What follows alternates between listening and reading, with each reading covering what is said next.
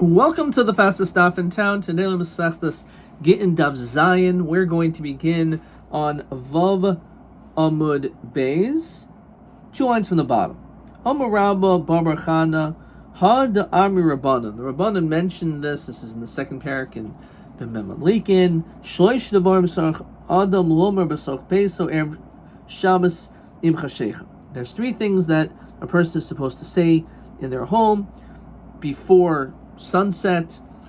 Isartem, Rashi says, did you take off the meiser of peros she'achol machar, because we want to eat them tomorrow. Iravtem, which is referring to the erubi chatzeros, so that we'll be able to carry from our house into the chatzer. Hadlikos in there, and the third one is not a question, but because that's something which he could see, so he says, please light the candles. Doesn't say please, but kind of he does. Sarach, as we continue to Zayin Amud Aleph, Sarach mem rinhu b'nichusa.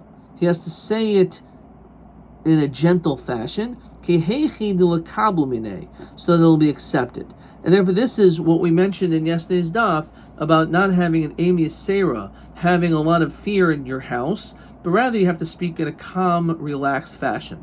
I'm reminded when I was in high school in Baltimore, my Rabbi, Rabbi Friedman, was teaching us this sugya, and he was preparing us for a test. And he asked, among the different questions, he said, tell me the 3 things you're supposed to say at your home before Shabbos. So everyone was very excited because it was very competitive, and everyone was screaming out the answers. He started them, he robbed them, Hanlikus in there, and he kept saying, no, you're wrong. And it was like, what's he talking about? How's it wrong? This is the right answer. And maybe we said it in English, and then we looked at the Gemara, and we started making sure we're saying the words properly. Maybe we mispronounced one of the words. So he finally said, Rebbe, I don't understand. What's the answer? What's the answer? So he said, this is the correct answer. Isartem, Iravtem, Hadlikos Aner. It's not just that you say it, but it's how you say it. That's what matters. That's one of the things that I learned when I was in high school from my Rebbe, Rabbi Friedman. Amar Rabashi, Analo Shemili had Rabba Babar Chana. I never learned his statement. However, Kiyamtiyam Isfar. Logically, I understood this is what you're supposed to do. Amar Rabba Boli, Olam Aliyatul Adam Emi Yaser B'Sach Beso. Don't cause too much fear in your house. Adam Gadol Heitel Emi Yaser B'Sach Beso. There was an Adam Gadol that did this, Ve'achiluhu Davar Gadol, and they ended up eating a Davar Gadol. Doesn't mean something good, that there was a mistake, that there was sinfulness regarding food. Umanhu, who is the one that spoke harshly? The great Rav Chanina ben Gamliel. Hachiluhu, someone saying, you tell me that he ate something wrong? Is that possible? We know. Hashta behevdeshol tzadikim in a Kaddish Baruch Hu maybe to kal yadam. The famous story of the donkey of Pinchas ben Yair, he wouldn't even eat untithed produce. So Sadiq Matzah Kol Shekain. And on that, Taisus over there says, it's also brought down elsewhere, that it's dafka at least when it comes to eating. For there's something because of timtum halev that's caused by non-proper foods that are ingested, so that would never happen. So it's not shaykh to say this. Ela bikshu achil davar gadol umayninhu ever menachai. They almost ate Ever Menachai. So, because of that, we have to be very, very careful to make sure that we speak properly. Because of this confusion, there was the possibility of Ever Menachai, which is, of course, one of even the Sheva Mitzvahs B'nai Noach could have been violated by Rav Chanina ben Gamliel. Shalach leimor ukval Rav Elazar. B'nai Adam ha'imdim olai. There are people that are causing me problems, they're blaspheming, and they're causing me a lot of issues.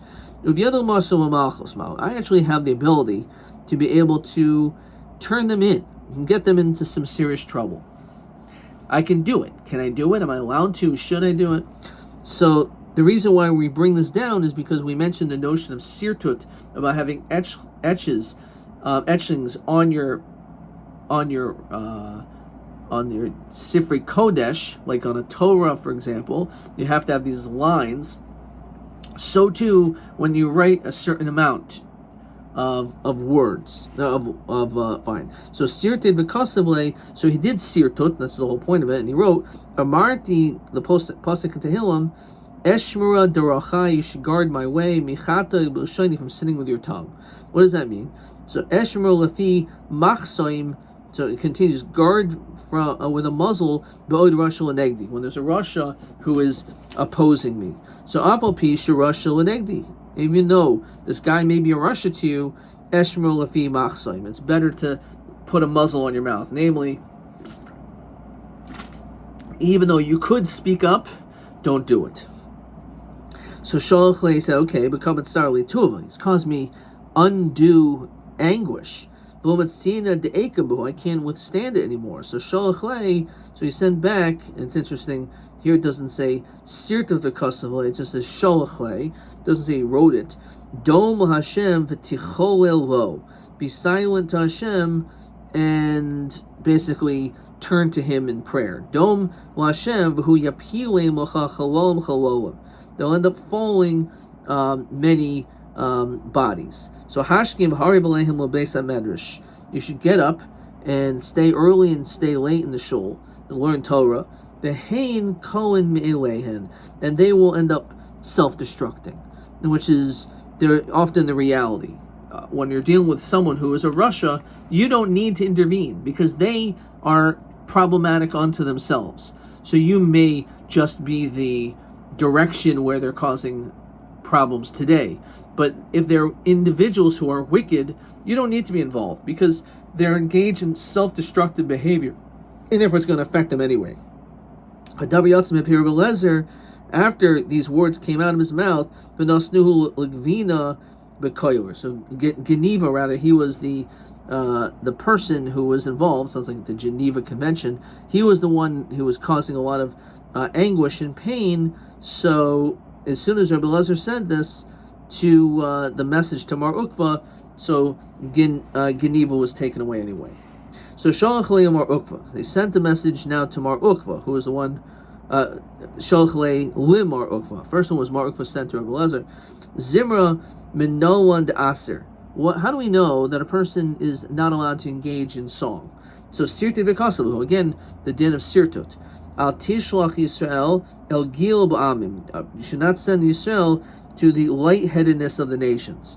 V'lishlach L'hu Mahacha. So why don't you send from this pasuk in Yeshaya, Bashir Lo Yishtu Yain. So it's much more clear regarding song should not be done when you're drinking wine. Yemar Shecher L'Shaisav. Be bitter when you're consuming old wine. So imaha who habimin hanami lizirma damana. You would think maybe it's only musical with musical instruments, but if it's like a cappella, maybe that's okay. Kamashmon, no, which is interesting. We don't really see, at least according to this, there is a chiluk between music with instruments and music without instruments. And some people say make that chiluk when it comes to certain other times when there's restrictions of music, which is again interesting. Over here, the Gemara is not machalik. Okay. Fighter. Amli Rav Huna bar Nasan Rav Ashi. What does the following pasuk mean? Kina v'dimayna v'ad ada. What is that referring to? This in Yehoshua. So what are you talking about? Misvadet Eretz Yisrael kachash. It was just mentioning a bunch of towns in Israel. So says, Atu what? Analu yadana the Misvadet Eretz Yisrael kachash. You think I need to know that? Of course I knew those were actual cities in Eretz Yisrael. Elo Rav Gaviha mi Argiza Amr ba Taima Kol Shiesh. Says, tell me an additional homiletic as to the significance of this. So Kol Shiesh Lukina, based on the Lukina, and who has jealousy al Chavero, the diamond is silent, Sheikhin Adiyad Oisalodin, that Hashem, who is the Sheikhin Adiyad, will be the one who will exact judgment. So Rashi says, Kas, Machma, Sar, Shitzar, doesn't mean that you're jealous per se. It means that there's anger because of all the pain that he's caused you. So you don't have to get involved. Hashem will intervene. So 1 second. Siklag, Umad Mano, San Sano, Hachinami. These are also just cities, so you have to make a drush out of all these words. So Amalei Ihabi Rav Gaviha Mebe or Giza Hacha. If he was there, if he was present upon this question, Habi Amr ba time he would have said a reason. Ravacham Mebe Chalizo Amr Hachi Kol Mishiesh Sakas legima al chaveroi. So, in fact, you could say this: that anyone who has sakas glima, someone who has a scream, says Rashi, shegoizel mimenu, he stole from him, miyared l'chayev, and he took his parnasa, l'sharim b'zaynaisav, al chaver b'daimim, you're silent, even though this person basically interfered with your livelihood. Shaykhin b'sneh, the one Hashem who is in the sneh, in the bush, oisel adin.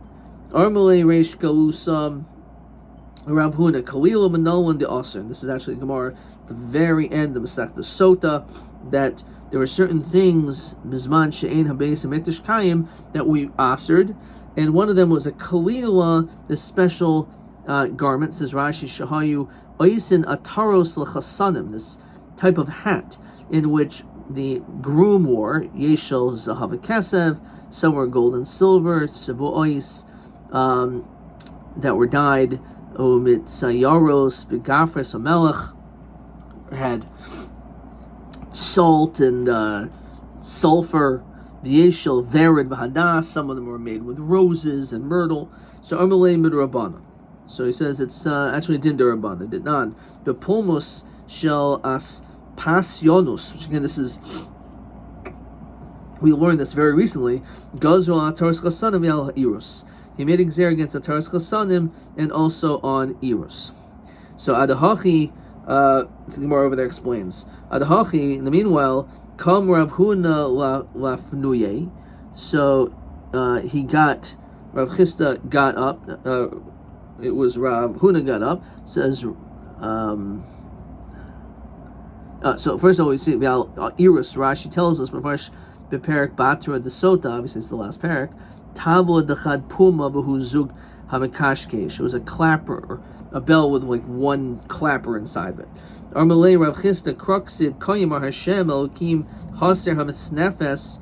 He says that it's actually a din deraisel chayr, because there's a pasuk that says we should remove the hat, the harim hatara, zos lo zos. This is not this. Hashafala hagba, that which is lowered is lifted. Hagba, which is lifted, hashmil goes down. The chima in misnefes etzalatara. So for some reason in this pasuk we're making a connection between the garment of the Kohen Gadol and the hat, and that of the hat of the Chassan. El loy mocha bizman shemisnefes b'rosh Kohen Gadol atar b'rosh kol adam.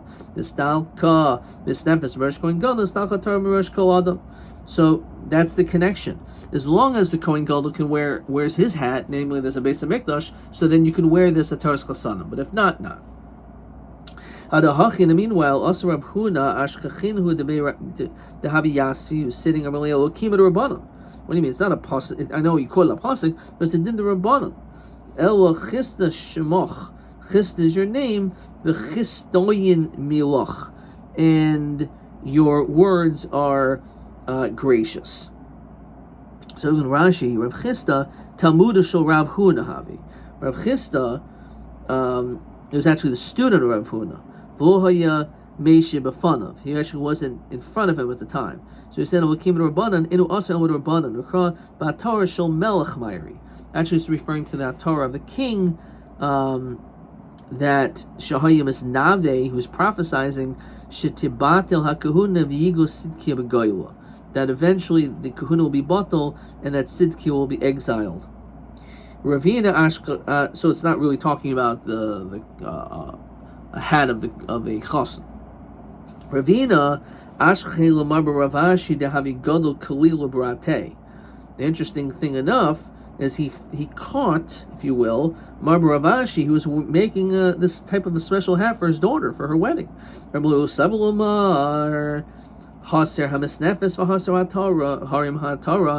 right do you have to do this?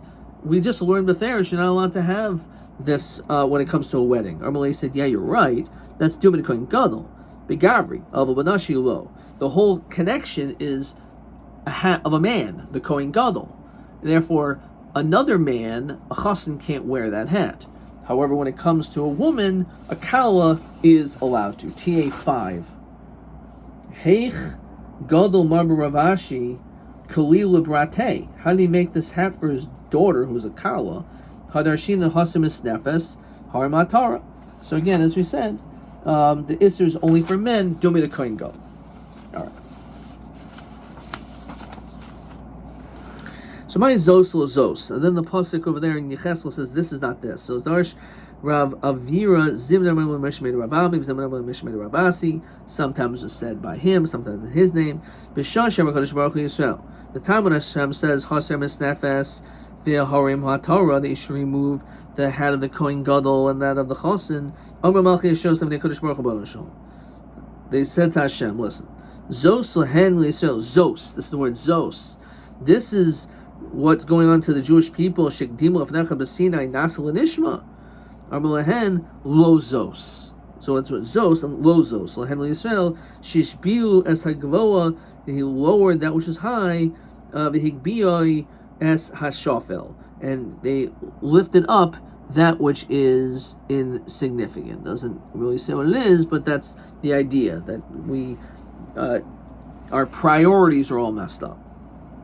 V'hamidu tselem b'heichel, including putting the tselem of Avodah Zarah in the Beis HaMikdash. Darish Rav Avira, again, Zimnim sometimes Amalei Mishmei Rabami, Zimnim Amalei Mishmei Rabasi, which Rabami and Rabasi are always close. In fact, it's very interesting in the Beis HaKvarus, in the cemetery in Eretz Yisrael, Rav Ami and Rav Asi are mamish like this, like kamogam, like an L. They're buried immediately right next to each other. So Rav Ami and Rav Asi are often quoted together. Ma'anachsev Komer Hashem im shleimim v'chein rabim v'chein negozu v'avar v'gomer, and so to negozu is like to shear, to cut off the hair of a sheep. So im raya adam shemizaynaisiv mitzumsamim, if you see a person that he has just enough, he's just basically getting by, yasmem tzedakah, so you should give tzedakah. The koshin kishin merubin, certainly if you have a lot. So it's very interesting logic. You would think that plumfakert, but if you have not so much, you should give charity. And the idea, which we said before, is that if you are living beyond your means, so you don't have a lot of money, so maybe the reason why is because you're living beyond your means, because you're not thinking about the money you have. Well, once you start giving some of your money away, it's hard to separate yourself from your money, depart from your money, which means you start appreciating the few dollars that you're giving away, which makes you appreciate the money that you still have. And therefore you may be more sensitive and careful to budget your money in that way. So it's an interesting potential way of looking at it. So what does it mean, v'chein negoizu v'avar, that if you shear, you'll be able to pass by? So Tana Rabbi Shmuel, kol hagoyzes v'nachasav, anyone who shears from his possessions, in other words, he gives away some of his money, yosem tzedakah, nitzal b'dinish Gehenna, he'll be saved from Gehenna. He'll be able to pass by Gehenna. Mashal l'shtei rechelos, the two sheep, shahayu oivrois mamayim, so they're both going through water. Achas gezuza v'achas eina gezuza. One of them is sheared, one's not. So gezuza over v'sheinu gezuza will over, which is question number one. Which is based on this, was what's the mahu hanimshal? So the nimshal is that if you have a sheep which is filled with everything, so as it goes through, it's going to get sucked down. So even though it looks like the wool is something which is, it's a precious commodity on a sheep, but the reality is that very good quality, if you have too much of it for yourself, it could actually weigh you down. Your possessions can weigh you down, and therefore it could actually cause you to go to Gehenna, namely you'll misuse the money that you were given. However, if you shear some of that off and you give it away, so then you'll be able to pass through the water, namely you're not going to allow the water to absorb into the wool, or you're not going to allow your money to control you. You'll be in control of your money, and not the money will be in control of you. And the way that happens is by you giving it away. If you give it away, it shows you're in complete control over your money, and you can decide what you want to do with it. So that's what that means. As we continue to Zayin Amud Beis, the pasuk says in I think it's almost it's hard to read this. V'i nisich v'nisich. So what is that referring to? So it'll be it'll afflict you. So Amar Zutra, if you'll ani hamisfarnes min tzedakah yas tzedakah. Even if you your whole livelihood is tzedakah, you should also give tzedakah. You should also be charitable. And the idea is that you should never be a person that your whole life is about taking. You should always give. Even if your whole life is about taking because you can't work for whatever reason, you should still give charity. Every person needs to have a sense of being a noisei, being a giver, which is one of the elements of having a child, having children. You're not selfish. You're not just thinking about yourself. It's not narcissistic behavior. You're thinking about someone else. You're thinking about your child. And it's the same thing. Even if you're someone that you collect tzedakah, you should still give tzedakah, because you should never lose that sense of trying to be a no-saint, of giving. Lo anech oid. You will not be afflicted anymore. Tan Rav Yosef shuv ein marin lot simoni anias. You're not going to be having any more signs of poverty. Again, because it's a mindset. If all of a sudden you start giving, it changes your mindset. You're not just some nebuch person that keeps taking and taking, but if you also give, so that could break the mindset of you being a person that is constantly collecting charity. So the Mishnah said the different boundaries of Eretz Yisrael, whether you say b'fanei nechtam, is only in Eretz Yisrael, those boundaries. So remember, we mentioned Akko. So in this, the Gemara says, you tell me that Akko was slain in Eretz Yisrael kaima, which we know is true. We know that Akko is on the northwestern border of Eretz Yisrael. So if we're saying that is the northernmost part of Eretz Yisrael, as far as saying b'fanei nechtam, so any place north of it, you certainly would have to say it. Let's say a person traveling from Akko to Kaziv, which you can see on this map. You kind of have to turn your head, because you can see that you have Akko, like, is in the middle, and then you have Kaziv, which is Safon, which is north of Akko. So of course there are cities which are north of Akko. The point is that Akko is the cutoff for b'fanei nechtam. So when we're talking about the city of Kaziv, says the Gemara, miyamino, on its right side, which is like going to the east, like going toward Yerushalayim, if you will, lemizrach haderech tameya mishum eretz ha'amim. So we say that it's considered to be, from that point, it is a din of Tumah regarding the laws of Eretz Ha'amim, that there's a gezerah that they made a gezerah on Eretz Ha'amim, whether it's the clods of earth or it's even the avir. That's discussed elsewhere. Saktas Nazir, I believe, but Baturim and a Meiser. So there's no din of requiring of giving Meiser, because it's like chutzarts. However, in a shvius, you're also part from Shemitah. Until like someone it's been notified to you that you're actually obligated. Mismolo, Lamara, but if you go westward, which actually is like the opposite, like going toward the Mediterranean Sea, the Amatichon, Haderech Tahara Mishom Eretz Ha'amim. So there's no din tuma, because it's like Eretz Yisrael, v'chayavas ma'maisa b'shvius. Until someone tells you otherwise. So if you look at Kaziv going west, so that is actually considered to be part of Eretz Yisrael, which is a little bit of a problem. So ad heichen, until when? Ad Kaziv. Rabbi Shmuel, Rabbi Yosi, Rabbi Mishum Aviv, ad le Valboy, until this other location, which is not on this map. But this is the question: why does our Mishnah tell us that Akko is the northernmost point when Kaziv is the northernmost point of Eretz Yisrael? So that's the Gemara's question. Where it says in Amar Abaya Ritzua Nafka, there was a little strip of land. What does that mean? So it says Rashi, Olam Akko b'Safin Ribuha Eretz Yisrael. Really, Akko is considered to be the northernmost, if you will, squarish area of this long, big piece of land, which is considered like Eretz Yisrael. Ela Shiritzua Katsara, there was a small little strip of land which connected Yotzis Od Mi Akko L'Sad Safon V'Hi Eretz Yisrael. So as you can see on this map, it says Ritzua. So there was this like strip of land which connected Akko to Kaziv. So how does this answer the question? So from the primary body of Eretz Yisrael, Akko is the most northern, but there was a little strip of land which is included as Eretz Yisrael, and therefore it did extend northward. But we mentioned Akko because that's like the most significant body of land. So where it says 1 second. So he says, "V'yoiv Tana simana hachi."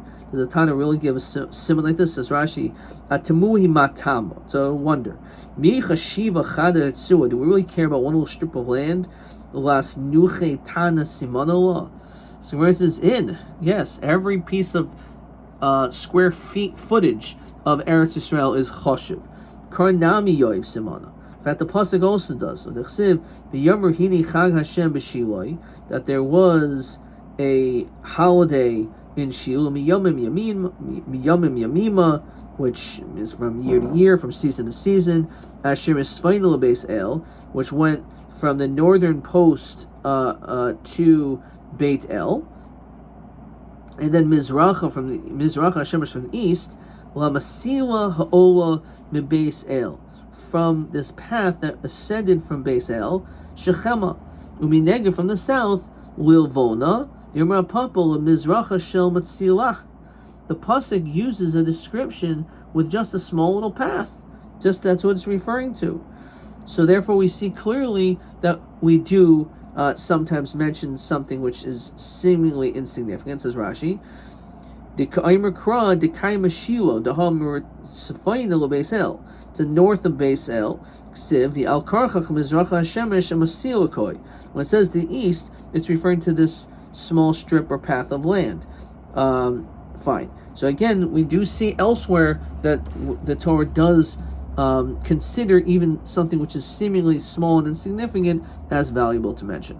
Tanachada maybe get misvina kamevi beretz Yisrael. So if you bring a get on a boat, says Rashi, shenichta b'svina, was written on a boat, because sal kadaitach and arhavamin in the haris of Eretz Yisrael come. We're talking about the rivers in Eretz Yisrael. So that has the din, it's kamevi beretz Yisrael. So the fact that it was written on a boat in Eretz Yisrael, it's considered like you're in Eretz Yisrael, even though you're not physically on the land of Eretz Yisrael, but since you're in the rivers of Eretz Yisrael, so you don't have to say b'fana nechta. But tani idach kamevi b'chutz. So we have a clear stira that maybe you have to physically be on the earth, not on the water, above the earth. So Rabbi Yirmiyah Kasha, Rabbi Yehuda Harabanan. We actually have a machlokas Rabbi Yehuda and the Rabbanan, and that's how we will answer this question. What is that? Not. Afar chutzorets, when it comes to the earth of chutzorets, haba b'svina, that's on a boat, and it's being brought l'aretz, chay b'maiser b'shviyah, says Rashi. The zar b'svina, so you took this earth, which is afar chutzorets, you took it from earth from Idaho, right, somewhere in the United States, and you put it onto a boat, right? The zar b'svina, and it grew on a boat. The samcha, it flourished. Basvina shel cheres, it mentions that this boat is made out of earthenware. It doesn't sound like a great boat to travel in. Ve'eno sricheli nakev, but because it's porous, therefore it could get nutrients from the actual earth itself. Im hoisa munachas bekarka, if it's literally on the ground, which we're going to talk about. So according to Rabbi Yehuda, or according to the Tanakama rather, he says it's chai b'maisav v'shvius. Why? Because the reality is, now that this boat is in Eretz Yisrael, it's considered like Eretz Yisrael. Or Rabbi Yehuda Emosai, when do I say that it has the dinim of chiv meiser and you have to observe shvita, is only mizman shasvina goes sheshas. That's only if the boat is literally on the ground, which it can't probably move that well, but therefore, since it's touching the ground, it can get the nutrients from the ground. But if the boat is floating 50 feet above the ground, so it's not getting nutrients from the ground. So this is how we can answer the question. So we can say that based on this machlokas, Rabbi Yehuda and the Tanakama, is whether or not the boat is like Eretz Yisrael or Chutz La'aretz. So according to the Tanakama, it's always like Eretz Yisrael. And then according to Rabbi Yehuda, it's like Chutz La'aretz because this boat is not floating, it's not on the ground. which based on that you can also say this. Oh, it's all like Rabbi Yehuda. Rabbi Yehuda, he will kasha come as much in hasfina goshashas come as much as hasfina goshashas. So again, Rabbi Yehuda makes that distinction. So if the boat is physically on the ground, so then it gets its nutrients from the earth, and therefore it's like it's Eretz Yisrael. However, if it's floating up in the air, right, floating in the water or whatever, so then not. Amrav Zera Otzitz Nakuv Hamunach Al Gam Yusedai. So let's say you have a perforated pot which is put on pegs. So now the question is it getting nutrients from the ground, especially if there's a hole in it, and therefore because of that maybe it's chayiv in the same dinim as though it would actually physically be on the ground. So we'd say that it's the same machlokas. Says Rashi, L'Rabbanan Avir Kamanda Manchadami. The fact that it's in the air, it's just like being on a boat, and therefore it's like it's on the ground, therefore you're chayiv. You'd actually have to physically have it on the ground. So no. Dilma maybe that's not true. Maybe you cannot compare a boat to a perforated pot. Why? Because not kind of Rabbi Yehuda Hasam Elbasfina. Maybe the only time he requires that the boat needs to be physically on the ground is by a boat, as we can discuss about off. Why? Because since a boat is moving, so therefore it's harder for you to be able to get nutrients if it's up above the ground. However, but you have a pot which is just sitting in one place, it's not moving, so therefore even if it's not necessarily directly on the ground, maybe it still can get nutrients on the ground and be chayiv.